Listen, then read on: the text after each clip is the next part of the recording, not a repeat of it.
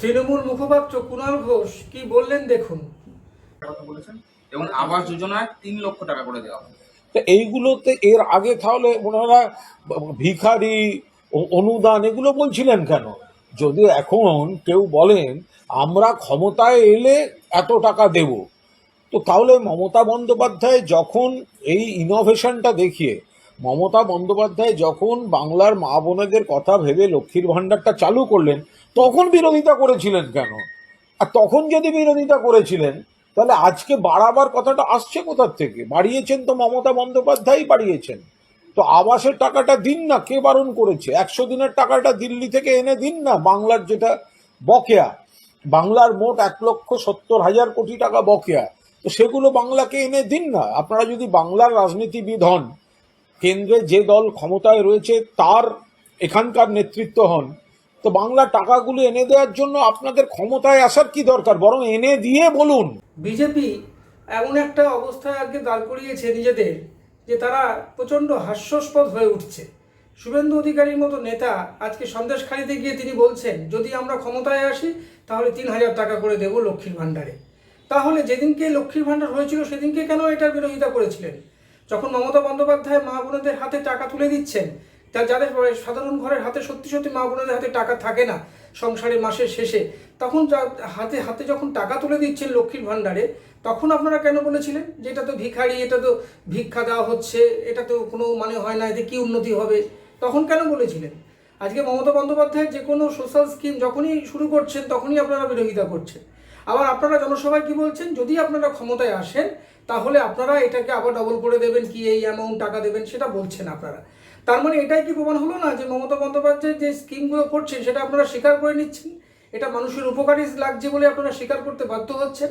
আজকে এরকম একটা জায়গাতে আপনারা চলে গেছেন, যে কোনো ইস্যুতে আপনি রাজনীতি করছেন, রাজনীতিকরণ করছেন। এটা কেন করছেন? যখন দেখছেন যে মা বোনেদের হাতে টাকা সত্যি সত্যি প্রয়োজন, যখন মমতা বন্দ্যোপাধ্যায় ব্যবস্থা করছেন তখন এটাকে সাধুবাদ জানান। যখন কন্যাশ্রী করছেন তখন সেটাকে সাধুবাদ জানান। যখন আজকে বিশ্ব থেকে, পৃথিবী থেকে, যখন ইউনেস্কো থেকে যখন এটা স্বীকৃতি আসছে তখনও আপনারা বক্রোক্তি করতে ছাড়ছেন না। এইভাবে রাজনীতি করলে আপনারা কি করে মানুষের মন জয় করবেন? আজকে আপনারা বলছেন যে আমরা ক্ষমতায় এলে দেব, তাহলে আপনারা যেসব জায়গায় ক্ষমতায় আছেন তবে তো সেখানে দিচ্ছেন না কেন? আপনারা তো কেন্দ্রে ক্ষমতায় আছেন, তবে কেন আপনারা কেন্দ্র সরকারের তো অধিকার আছে, তাহলে আপনারা তো প্রত্যেকটা দেশবাসীকে দিতে পারেন, তবে কেন দিচ্ছেন না? কেন গিমিক করছেন? শুধু পলিটিক্যাল গিমিক দিয়ে চলবে না। মানুষ চায় যে কি অ্যাকশন নিচ্ছেন, কি ব্যবস্থা নিচ্ছেন, সত্যিকারের মানুষের কাছে পাশে কতটা দাঁড়াতে পারছেন, যেটা মমতা বন্দ্যোপাধ্যায় প্রমাণ করেছেন। তার অনেক ত্রুটি বিচ্যুতি থাকতে পারে, সেটা নিয়ে আপনি বলুন, একটা কনস্ট্রাকটিভ বিরোধিতা করুন। তা না করে আপনারা কি করছেন, যে স্কিম করছেন, যখন সবুজ সাথী করলো তার বিরোধিতা করছেন, ওদের সাইকেলগুলো ভাঙা। এটা কোনো একটা কথা হতে পারে? আজকে ধরুন 1,00,000 সাইকেলের মধ্যে 2টো সাইকেল ভাঙা হতে পারে, সেটা নিয়ে আপনি কমপ্লেন করুন, কিন্তু পুরো স্কিমটা নিয়ে আপনি কমপ্লেন করছেন। এটা কখনো রাজনীতি হতে পারে না। ভালো কাজকে ভালো বলতে শিখুন, খারাপ কাজকে খারাপ বলুন, কোনো আপত্তি নেই। কিন্তু আজকে আপনারা যখন বলছেন যে আপনারা ক্ষমতায় এলে এত টাকা দেবো, তাহলে কি প্রমাণ হয়ে যাচ্ছে না যে মমতা বন্দ্যোপাধ্যায় যে স্কিমগুলো চালু করেছেন সেটা আপনারা স্বীকার করতে বাধ্য হচ্ছেন, যে এটা বেনিফিটেড হচ্ছেন মানুষ, তাই জন্য আপনারা সেটাকে ক্যাশ করতে চাইছেন? সুতরাং এইটা মাথায় রাখুন যে রাজনীতি শুধুমাত্র গিমিকে চলবে না, মানুষ সব দেখছে, সব বুঝছে। আপনারা প্রত্যেকটা সামাজিক স্কিমকে আপনারা বিরোধিতা করছেন। যখন ক্রেডিট কার্ড করলেন তখন বললেন হ্যাঁ কত লোন পাবে দেখা আছে, যখন স্বাস্থ্যসাথী করলো তখন বললো না ওটা তো অন্য জায়গায় চলবে না। প্রত্যেকটা জায়গায় আপনারা বোকার মতো বিরোধিতা করছেন, আর তার জন্য কি হচ্ছে জানেন? মানুষের কাছ থেকে আপনারা দূরে সরে যাচ্ছেন। চিৎকার করে জনসভাতে বললেই হবে না, আপনাদের কাজে প্রমাণ করতে হবে।